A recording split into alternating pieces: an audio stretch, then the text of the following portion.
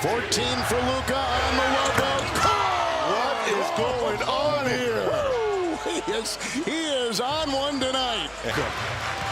Dončić again, another three. Got it, he's a flamethrower. He is on fire, 20 points. You're going to the NBA Finals, Luka. That's insane. But this trophy is the whole team, man. It's not me. It's the whole team. I see you.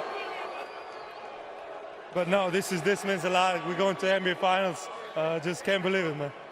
You may have noticed that the finals will start in a place where you used to play, in Boston. You looking forward to that? Yeah, absolutely. I mean, Boston's in the way in between our goals, so that's it, man. What's up, everybody on YouTube? AJ Russ back to discuss another video, and by the title you already know what we're about to talk about today. We're going to be discussing why Luka Dončić and Kyrie Irving might be the greatest backcourt of all time. You read that right, no cap, 100% facts. They might be, sure, in my opinion, the most talented backcourt. What Luka brings to the game, already in his 6th year, making 5 first-team All-NBA selections, how he amps his play in the playoffs, and then in combination with how Kyrie Irving has risen to the occasion.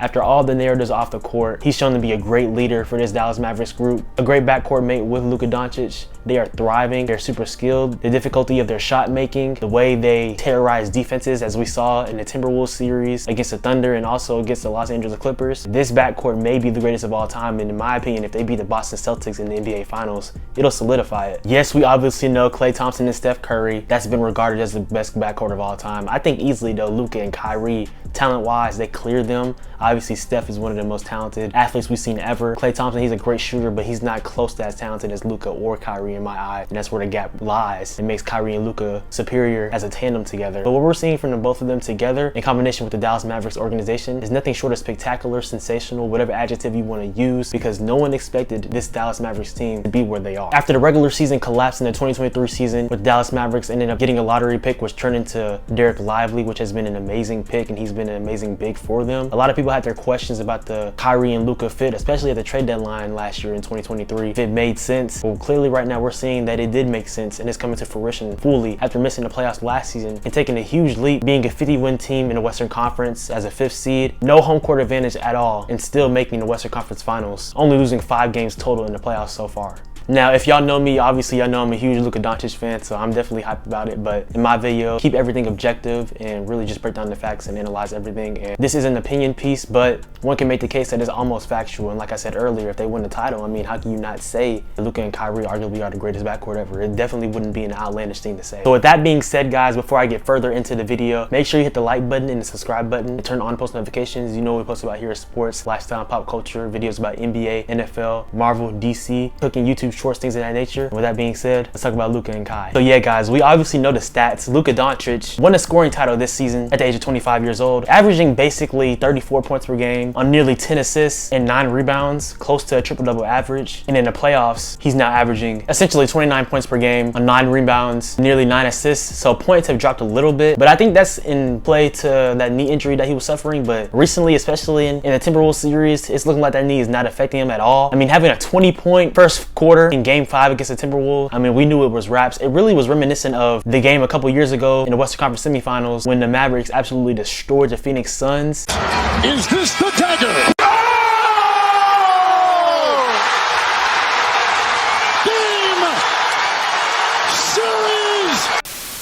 It was really a game of the same ilk. The Mavericks just came out clicking on all cylinders. After Luka Dončić took care of business in the first quarter, then Kyrie Irving said, "It's my turn." They combined for 72 points in that game. And really, that wasn't the theme of the series, because as we saw in games 1 through 4, they were all close. And a lot of people thought that the Timberwolves were going to smack the Mavericks in Game 5. Well, it was definitely the other way around. Luka was talking this ish to Snoop Dogg. Luka drives on McDaniels with a lean, a foul, and a deuce. Counting.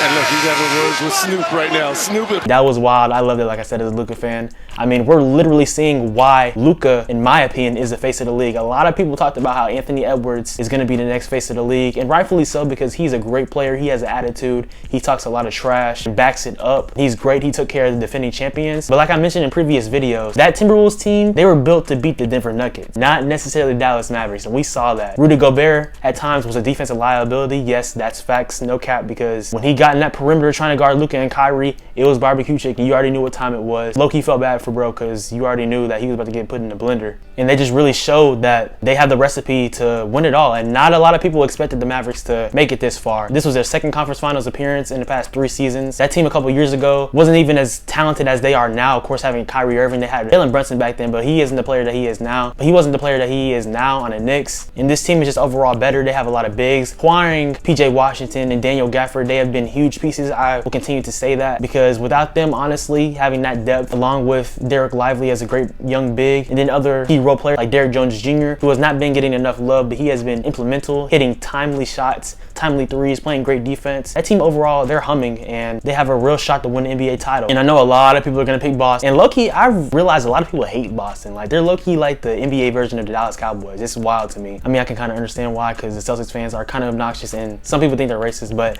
I'm not going to go on a tangent with that. But I mean, obviously the Celtics, they've had an easier path. They played against the Heat without Jimmy Butler. Donovan Mitchell got injured in the second round when they played against the Cavs. And then also Tyrese Halliburton got hurt in that Pacers series. So they've definitely had a easier path than the Mavericks. We'll see, but what Luka has done, playing against the #1 seed in Oklahoma City Thunder, playing against the Clippers, who a lot of people thought at one point of this season were the biggest threat to the Nuggets, and then also defeating the Timberwolves, who everyone favored to make the finals after beating the Nuggets. I mean, they're there. I mean, if not now, when? And I remember a lot of people saying stuff like last season, Luka might need to ask out eventually. No. See, that's the problem though. Everyone wants the easy way out. This generation, when adversity hits, oh, I'm just gonna go somewhere new, create a super team or things of that nature, going with a superstar. No, Luka, since 2018 stepping in the league, being a part of Dallas Mavericks, he's been their franchise. He's the heir apparent to Dirk Nowitzki, and he's gonna be all-time great, and he's easily already on the path to doing so, and we see that in full fruition right now. And that's why him in combination with Kyrie, we're seeing 2 all-time greats already. I mean, Luka's not even close to 30 yet, not even close to his prime, which is a scary thing. And he doesn't need athleticism to be dangerous on the court. But we're seeing why, like I'm reiterating, this could be the greatest backcourt ever. And let's talk about Kyrie some more. So I did make a video on him recently, basically saying why the NBA community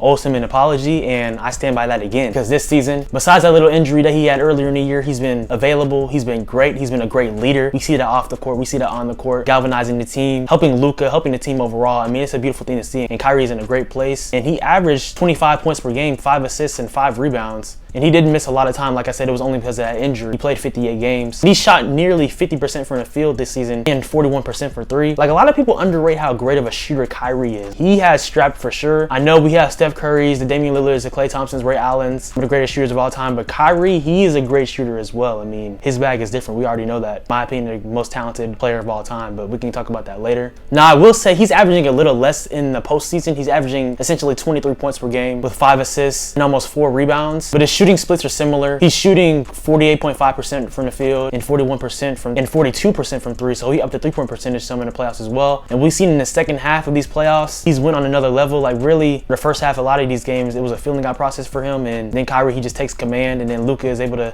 pick his spots as well. But I mean, what this team does, what this backcourt does, I mean, you can make a case for it being the best duo period in the league, not just backcourt. And I know that they're about to play against a great duo in Boston with Jaylen Brown and Jason Tatum, but I trust Kyrie's experience, give that advice to Luka, and be able to run with it. Yes, the Celtics made the playoffs a couple years ago, but I mean, this team is different. I mean, they do have some of the same players, obviously, with Jalen, with Jason, Derek White. And then they also have Drew Holiday, who did win the 2021 finals with the Milwaukee Bucks. So there's some props there. But do I really trust Joe Mazzulla as a head coach yet? I think he's a phenomenal coach in what he's been thrown into, of course, with Ime Udoka leaving that past season. But will he be able to out-chess match one of the greatest guards of all time, being Jason Kidd, who's the head coach of the Dallas Mavericks? I'm not sure about that. I've been really impressed with the adjustments that Kidd and the Mavericks coaching staff has been able to make. And we're just seeing an unlikely run from the Dallas side. And I just really think that this team, behind these 2 players in Luka and Kyrie, you shouldn't be surprised if they win the finals. You shouldn't be surprised if they somewhat expose the Celtics. And I'm not saying that the Celtics aren't great, because they should win the title. I'm gonna post a video about them sometime next week,